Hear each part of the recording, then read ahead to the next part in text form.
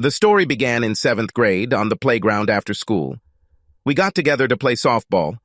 It was the 4th inning, and I was on first when Norm Snyder hit a single to center. I went to second and saw Harry Sort pick up the ball and throw it to Phil Reed, who was playing second base. I saw the ball was going to be close, so I slid to second base, and when Phil tried to tag me, he moved toward me, and my slide took the ground out from under him. When he fell, I saw the ball fall and roll towards right field. I stood up and ran to third, barely making the throw. 2 innings later, Phil was on second, when Billy Newbert hit up the middle, and when Phil saw that Mike Liss wouldn't make it in time, he rushed me to third, and although the throw was thrown toward the goal line to keep him to score, Phil slid into third, raising his legs high, intent on tripping me. I moved to the side, but then Phil deliberately turned to the side to hit me. I saw him coming, so I pulled my legs up and fell on Phil, hitting him in the stomach with one knee and his crotch with the other. From that day on, Phil and I weren't even close friends. From that day on, Phil always tried to take revenge on me in one way or another. A month later on Halloween, he cleaned the windows of my dad's car and toilet paper the tree in front of our house. But my dad caught him and made him clean up after himself while I sat on the porch and laughed at him. We would go to basketball games, and every practice game, Phil would stand on the other side and foul me every chance he got. The coaches caught on, and as a result, he didn't make the team as a starter, but he sat on the bench where I smiled at him every time I made a basket or blocked a shot. When we went to football, it was the same. He was always on the other side when we were in the scrum, and we had a lot of clashes. He took some good hits, but knowing him like I did, I knew what he was likely to do, and was usually ready for them and got a few hits my way. The coaches saw it, but unlike the basketball coaches, they thought it was good aggressive behavior and allowed it to continue. We both made the team, Phil on defense and I on offense, but I did get a laugh at his expense when we were named co-captains. It was the first time in school history that a team had no captain, and he was hurt that he didn't have the honor alone. Academically, we were about equal. He was slightly better than me in English and history, but I beat him in maths and science. I was not surprised that when I joined the chess club, he followed my example. Whenever we met, he was very tense, but he had no mood for chess, and he could never beat me. But I had to give him credit. I joined the debate team, and he followed me. Every time we came face to face, he beat me when no one else did. Naturally, the hostility spilled over into our social life. If I showed interest in a girl, Phil would chase her too. In this regard, we were about 50-50, although at graduation, I beat him. I knew who I wanted to take, and I knew that as soon as word got out, Phil would be after her too, so I let him know that I was going to invite Nancy Wilde, and of course he immediately went after her. And once Nancy said yes, and Phil was ready, I asked Beverly Holbrook, and she agreed. I had the last laugh about that one. At one of the after-prom parties we attended, Nancy kneed Phil in the groin, called him an asshole, and asked Punky Baggett for a ride home. Bev and I gave each other our cherries and began a relationship that lasted until our sophomore year of college. By then, we both realized that, although we liked each other a lot, we weren't really meant for each other. From the moment I took her to the prom, Phil continued to pester Bev every time he found her alone. She told me about it, and I explained my relationship with Phil. Bev said, "I can have a little fun if you don't mind." "What do you mean?" "He doesn't know that we decided to be just friends." "And what?" "So, next time he pesters me, I'll say yes and go on a date with him. If you're right, he'll brag about stealing me from you, and when he does, I'll shoot him with Lube." And so it happened. Phil found her alone in the student cafeteria, fired his shot, and Bev said, "I think one date won't hurt, as long as you promise that Rob will never find out about it." They dated 4 times, and on the 4th date, after a steamy kiss, Bev gave him a hand massage. Phil reacted as we expected. One night, he took Bev to a party that I wasn't attending, and bragged to several people that he had stolen her from me, and that she was delighted with him. One of the girls who heard him boast asked Bev if it was true. Bev laughed and said, "No, damn it. Rob and I had a fight, and I was dating Phil to spite him. Rob found out about Phil's date and told me he didn't want anything to do with me anymore. I'm with Phil only until something better comes along. I doubt Phil can take anyone's girl away. He's a good kisser, but he's a little lacking, if you know what I mean. Lax. One night I took pity on him and gave him a massage with my hands, or perhaps it would be better to say, with my fingers. With your fingers? Bev giggled and held up her thumb and forefinger and made an up and down motion. The other girl laughed, and 24 hours later the story was spread around the area that Phil had lost control of the joystick. This, of course, was not true, and any girl Phil scored points with knew it, as did the guys who shared the showers and locker rooms with him. He was about the same as 90% of us, just average. Did I feel awkward because I was sort of involved in creating the rumors? Not at all. Considering all the crap I was getting from Phil, I didn't feel bad at all. Phil never approached Bev again. Bev and I were still dating, off and on, until one day she told me she had met a guy and thought he might be the one, and I wished her well. During my last 2 years of college, I dated a dozen girls and started relationships with 4 of them before boarding the relationship ship with Pauline French. What remained constant during those 2 years was that Phil tried to woo every girl I dated, but to no avail, at least until Pauline. Pauline and I got on very well, and I started to think we might have something that would last. That's what I thought until I had to leave town for a funeral. I returned a day early and went to Pauline to let her know I was back and see if she wanted to do anything that evening. I arrived just in time to see her get into Phil's Firebird. I followed them to the landing strip lounge and watched them drink and dance, and I parked 2 rows behind them as they engaged in language wrestling. I don't know if it went any further because I left.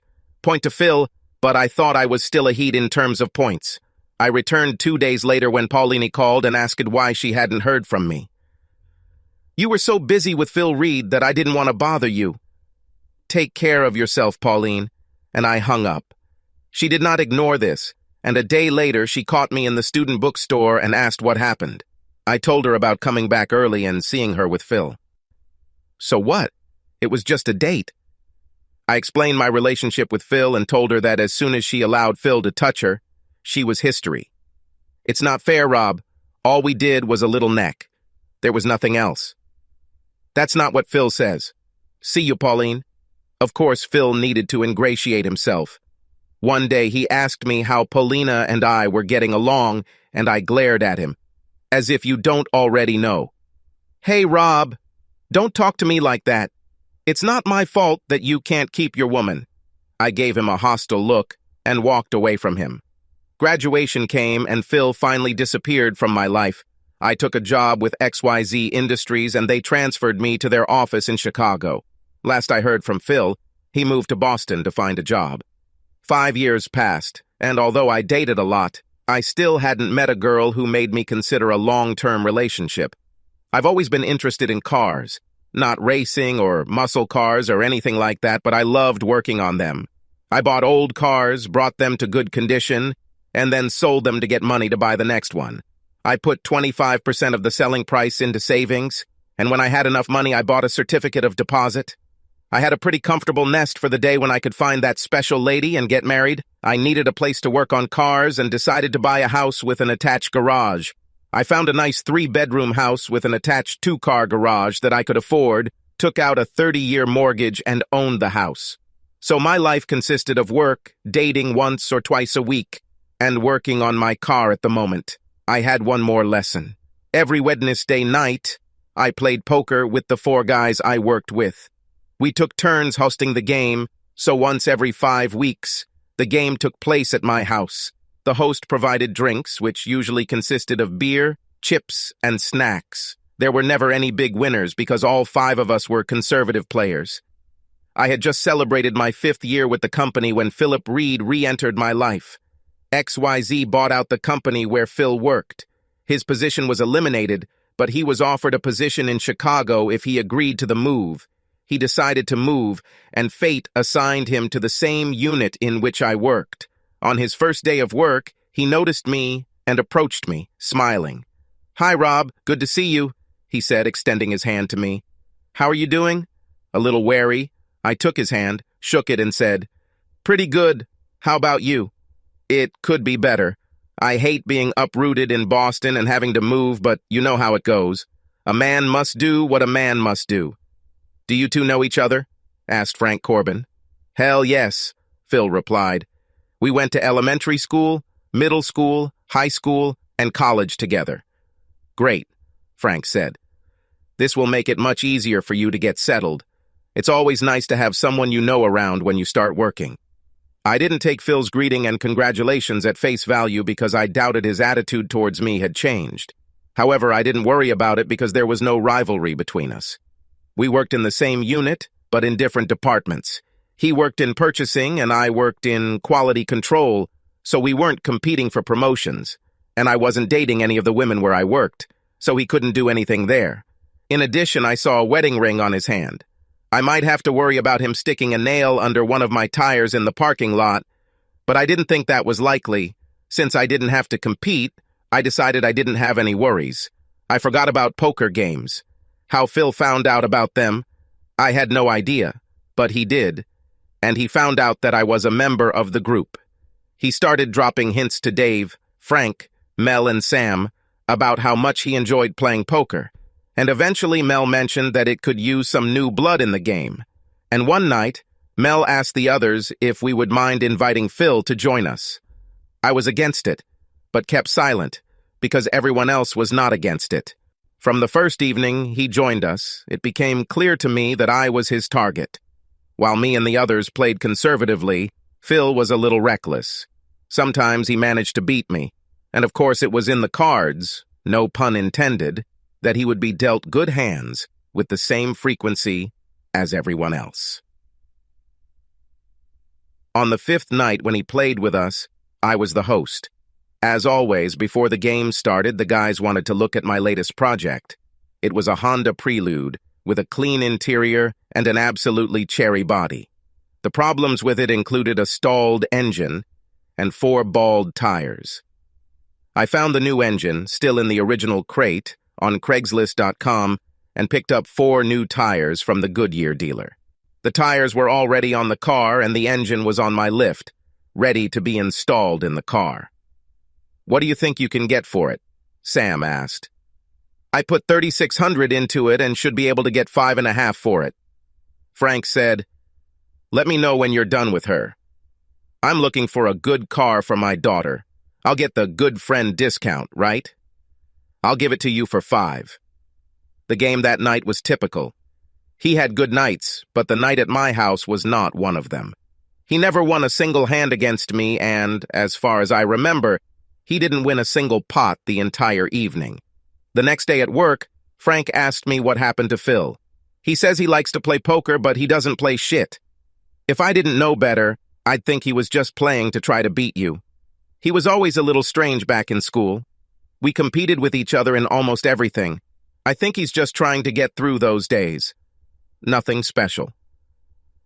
The next week, the game was at Phil's. We were introduced to Phil's wife, Sherry, and sat down to play while Sherry set out snacks on a long folding table before disappearing. I had a happy evening. I won, on average, 1 out of every 3 hands, and in every hand that I won, Phil stayed with me until the end. When I won again, the guys laughed, and Phil growled, "Damn asshole." By then it was 9:45, and we had a rule. Since we were all working the next day, the game ended at 10 o'clock. We decided to play again. At the end of the game I called, after which Phil laughed and said, "This time I have you in my hands, Rob."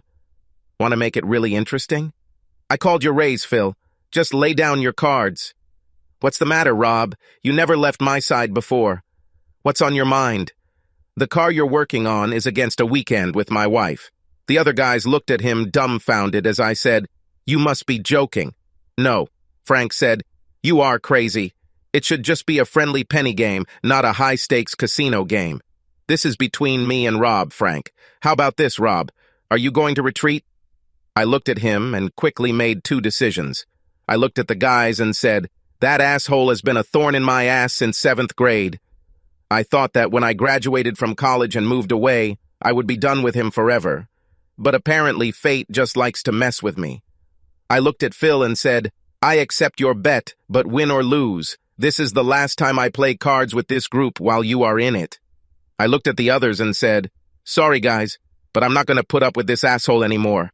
I turned to Phil and said, "Okay, what do you have?" He laughed and put down 4 sevens. I shook my head in disgust, threw my hand into the pile and said, "You can pick up Geo on Saturday." Geo? I played for Honda Prelude. No, I didn't play. You were playing on, and these are your exact words, the machine you're working on. I finished Prelude last Friday and sold it to Frank for his daughter on Saturday. On Monday, I bought a broken Geo for $100, and yesterday I started taking it apart. You'll need a trailer to pick it up because you definitely can't borrow mine. I got up, told them I would see them at work the next day, and left Phil's house. The next morning, Dave came into my office and said, "After you left, we told Phil that he was no longer welcome. The game is at my place next week, and we expect to see you there." "Fine." "Fine. And Dave?" "Yes?" "Thank you." He smiled, waved his hand at me, and left the office. Phil didn't talk to me on Thursday or Friday and didn't come pick up the Geo on Saturday. Sunday morning, I loaded the car onto my trailer, drove to Phil's house, backed into his driveway, and pushed the car off the trailer. When she rolled down the ramps, she ended up in his front yard. I put the documents under the windshield weepers and drove home. I left the trailer on the hook and read the Sunday Classifieds, and by 9 p.m., I had a 1993 Mustang convertible for my next project. I had just started working on the car on Tuesday evening when a car pulled into the driveway, and through the window, I saw Sherry Reed getting out of the car. I pressed the garage door opener, and she walked down the driveway into the garage. She looked at the Mustang, then at me, and said, "I came to thank you for my new yard decoration. I can't say that I really like the color. Can a girl have a drink here? If only it's beer." "This will do." I closed the garage door and led Sherry into the house and into the living room. I told her to sit down and asked if she wanted a beer glass, and she said a bottle would be just fine. I went to the kitchen, grabbed 2 PBRs, and returned to the living room, handed her one, and then sat down in the chair across from her. She took a sip from her bottle and then said, "Have ye ever heard the saying that hell hath no fury like a woman scorned? Once or twice. Well, it's also true that hell hath no fury like a woman who's completely pissed off." I raised my eyebrows at this, and she said, "I was in the kitchen and heard Phil make his last bet with you. I want you to know that if you had won, I would not have honored this bet.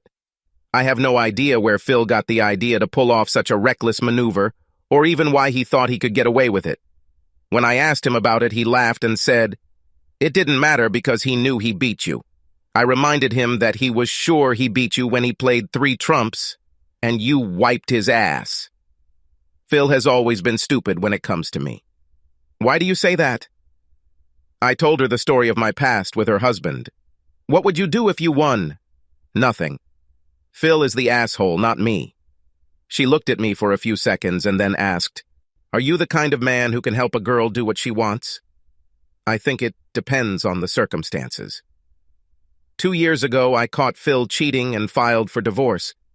He begged me to give him another chance, but I turned out to be weak in spirit and took him back. I have no proof, but I'm sure he's doing it again with the Red Lobster waitress. It doesn't matter, because it was all over for us when I heard him make the bet. It became clear to me that he did not value me at all.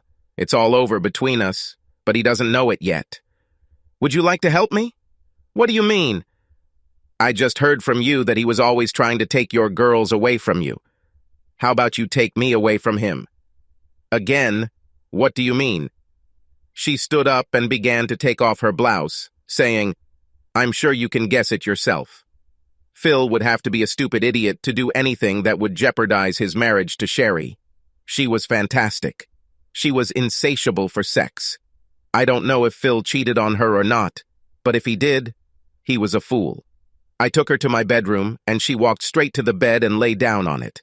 I did what she wanted, and we had hard sex, and at the pace I was going, I peaked in about 5 minutes.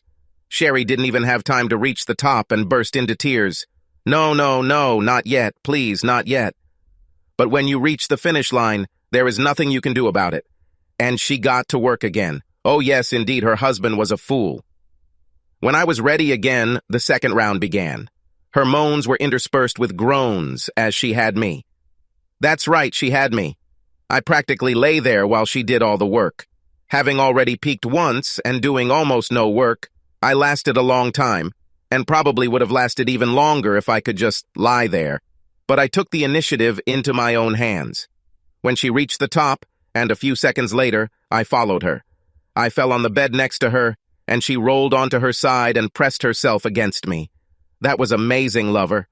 After the third time, she snuggled up to me, buried her head in my shoulder, and in less than a minute she was asleep. I was still thinking about what had just happened when I dozed off. In the morning, I woke up to Sherry caressing me from the waist down. When I opened my eyes, she said, wake up, sleepyhead. We must start the day right. This is how God intended for a man to wake up, I thought, as Sherry worked her magic on me. After a minute or two, she pulled me on top of her and we made slow, easy love until we were both spent, and then showered. Separately, otherwise we would never have gotten out of the house. While she was getting dressed, I asked, what will you do now? Depends on how far you're willing to go with me. How far do you want me to go? Would you like to have a guest in the house for a while? I don't want to ask the same question over and over again, but what do you mean? When I return home, he will demand to know where I was all night, and I will tell him that I spent the night with my lover. Then I will tell him that I am leaving him for my lover. I won't say your name, but I'll remind him of how I caught him the first time, and then I'll mention the waitress at Red Lobster and tell him that I've decided that if he can cheat, then so can I, and so can he. It was just bad luck that the guy I cheated on him with was so much better in bed that I decided to move in with him. And guess what? This is true. As an answer, I stood up, went to the chest of drawers, took the house key from the keychain and handed it to her. She smiled and said, I'll be here when you return home in the evening. I will be late. It's poker night, and the game is at Dave's. I'm not worth you missing a poker game? Of course you do. But by the time the guys go to work tomorrow, they'll know about my luck, and I'm sure they'll like to find some way to let Phil know what I tell them. Can you handle this? Oh yeah, this is exactly what I want. You should know that guys like to have fun, and next time the game is here there will be a lot of jokes and clowning about the fact that I bet you on my hand. It will be just a joke, but can you stand it? You'd be surprised what I can stand. That evening, I told the guys what happened, and they all laughed, agreeing that Phil deserved it. I asked them if they could somehow tell Phil on Thursday and Friday that his wife had moved in with me, and they told me they would find a way to accidentally miss it. I don't know how they did it, but on Friday at 11, Phil burst into my office and called me a rotten son of a bitch. What the hell is wrong with you, Phil? You know damn well what's wrong. You and my wife, that's what's wrong. Hey, Phil, don't talk to me like that, I said, repeating the words he said to me after the deal with Polina. It's not my fault that you can't keep your woman. He made a movement as if he was going to come across the table to me. I stood up and said, Do it, Phil. Please do it. Please do it. He stopped, stepped back, and left my office. This happened 3 years ago. Sherry divorced Phil, and Phil couldn't handle the fact that everyone he worked with knew his wife had left him to live with me, so he quit and moved out of state. And Sherry? She still lives with me, only now she lives as my wife, and I am happy to say that she is 7 months pregnant with twins. The guys make fun of her when we play at my house. Last night, Sam asked her if I could put her on my arm, and she said, I don't mind. And then she paused a little and said, if only he had a royal flush. Subscribe to our channel so that your second chaff doesn't cheat on you, and go ahead and listen to the next story, because this story is nothing compared to the next one. If you're under 18, don't even think about listening to the next one.